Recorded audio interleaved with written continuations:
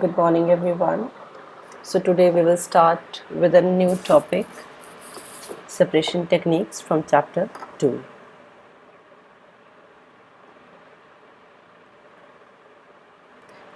In this, our objective is to find out the most appropriate method to separate the mixture. हमारे पास जितने भी mixtures हैं उसमें हम किस तरीके से उसको सेपरेट कर सकते हैं वो मेथड हमें यहाँ पे सिलेक्ट करना पड़ेगा, या वो मैग्नेट से होगा या by using suitable solvent or by sublimation or by evaporation, crystallization, centrifugation और chromatography.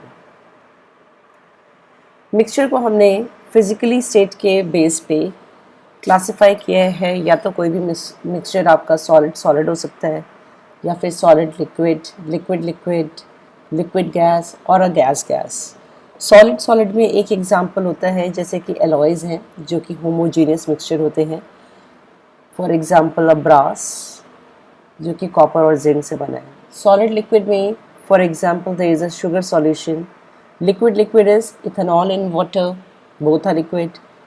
Liquid gas is aerated drinks and LPG is a gas. First we will do to separate a mixture by using magnet. सबसे पहले हम magnet से कोई भी mixture को separate करेंगे. इसके अंदर आपका जो सॉलिड सॉलिड मिक्सचर है उसमें से एक कंस्टिट्यूएंट आपका आयरन होना चाहिए so that it can be attracted towards the magnet. The other is sulfur. इस मिक्सचर को हम एक चैनल डिश में लेते हैं. जब हम मैग्नेट को उसके पास लेकर आएंगे तो जितना भी आयरन है वो मैग्नेट से अटैच हो जाएगा, whereas sulfur will left as it is. If we use a suitable solvent for a solid-solid mixture, आपको solvent select करना पड़ता है based on the type of a mixture. For example, अगर आपके पास sugar और sand है, so we will take a solvent as a water because sugar जो है वो वाटर के अंदर डिज़ोल्व हो जाती है, जबकि सैंड वाटर के अंदर डिज़ोल्व नहीं होती है. So this we can do by selecting the water and after that we can do the filtration to separate the sand from the sugar. Next is a solid solid mixture which we can use a sublimation.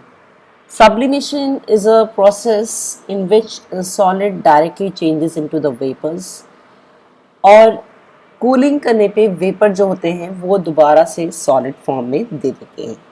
Sublimation तभी use हो सकता है जब आपका कोई एक particular constituent आपका Sublime ज़रूर होना चाहिए. जो भी आपको मिक्सचर प्रोवाइड किया है गिवन मिक्सचर, उसमें से एक जो आपका सब्सटेंस है वो सबलाइम ज़रूर होना चाहिए. कुछ सबलाइम सब्सटेंसेस मैंने यहाँ पे लिखे हैं जैसे अमोनियम क्लोराइड है, आयोडीन है, naphthalene, anthracene, camphor.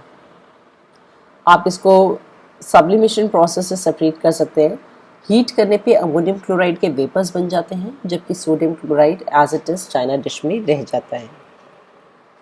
Next is a solid liquid mixture जो हम इवेपोरेशन से कर सकते हैं. इवेपोरेशन एक ऐसी टेक्निक है जहाँ पर जो भी सॉलिड आपका डिज़ोल्व होता है सॉल्वेंट के अंदर, हमें उसे सेपरेट करना होता है.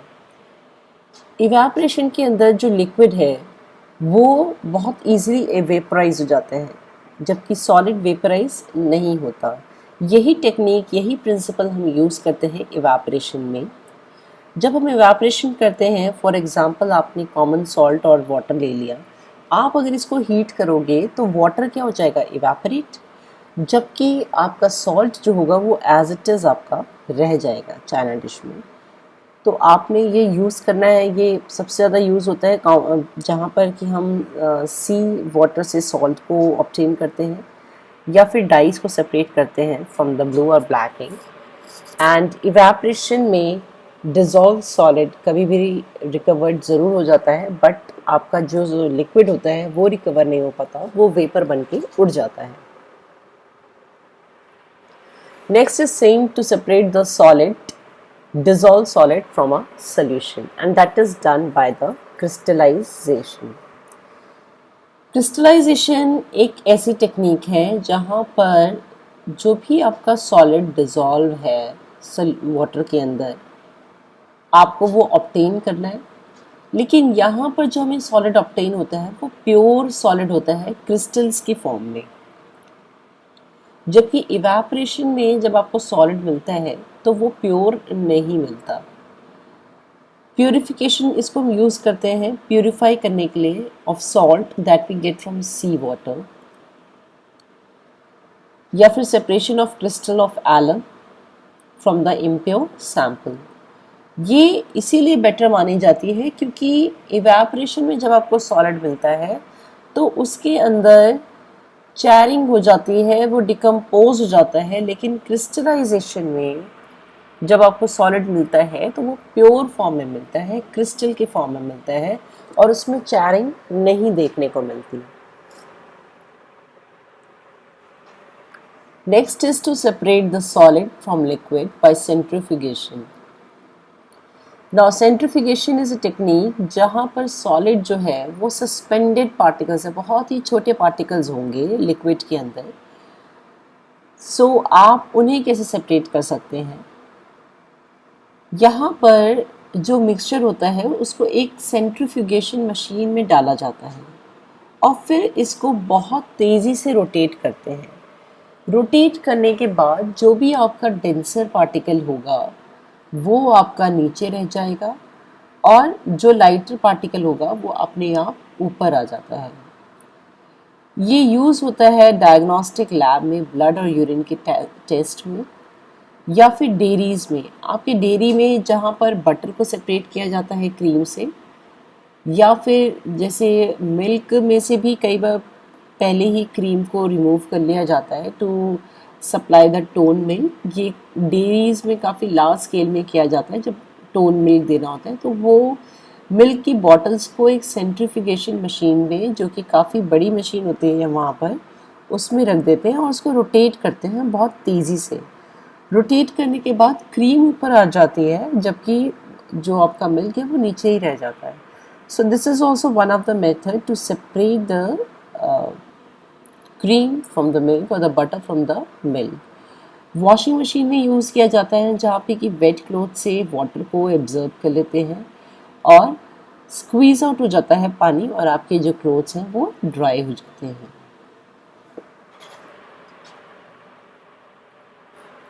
नेक्स्ट इज किसी भी डिजॉल्व कलर्ड कंपोनेंट को सेपरेट करना from a mixture. Now this is a technique chromatography जिसके अंदर एक सॉलिड नहीं होगा, 2-3 सॉलिड होते हैं और वो बहुत ही कम अमाउंट में प्रेजेंट होते हैं। It is a technique of separating 2 or more dissolved solid which are present in very small quantities। यहाँ पर आप जो प्रिंसिपल इसका हम देखते हैं उसमें जितने भी आपके डिजॉल्व सॉलिड होते हैं या सल्यूट, किसी एक सॉल्वेंट में 2-3 सल्यूट्स होते हैं या 2-3 सॉलिड होते हैं और इन सब की जो सॉलिबिलिटी होती है वो अलग होती है। So we use this principle only and how we do the chromatography is, आपको क्रोमैटोग्राफी पेपर या फिल्टर पेपर पे एक जो भी गिवन मिक्सचर है, जैसे कि आपको ब्लैक इंक दे दी है, अब ब्लैक इंक के अंदर आपके 2-3 तरह की डाइज होती हैं, तो वो एक ड्रॉप हम ब्लैक इंक का इस क्रोमैटोग्राफी पेपर पे डालते हैं, उसको ड्राई करते हैं थोड़ा सा और फिर इसको वाटर, जो कि हम एक सॉल्वेंट को कंसिडर करते हैं, वाटर हमने एक क्रोमैटोग्राफी जार में लिया हुआ है, हम उसके अंदर इस पेपर को डाल देंगे।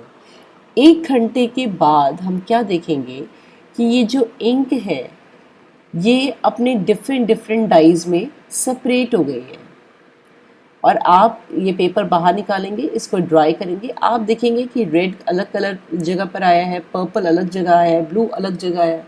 तो ये सारे कलर्स जो है वो डिफरेंट जगह पे इसीलिए आते हैं because all of them they are different in their solubilities. इसको हम यूज़ कर सकते हैं कलर्स को सेपरेट करने के लिए from the dyes, pigments from a natural colour, जो कि पिगमेंट नेचुरल कलर से सेपरेट करने के लिए, जैसे कि लीफ में एक कलर होता है क्लोरोफिल, बट उसके साथ उसमें और भी कई सारे पिगमेंट्स होते हैं, तो वो सारे पिगमेंट सेपरेट हो जाते हैं इन द सेम वे।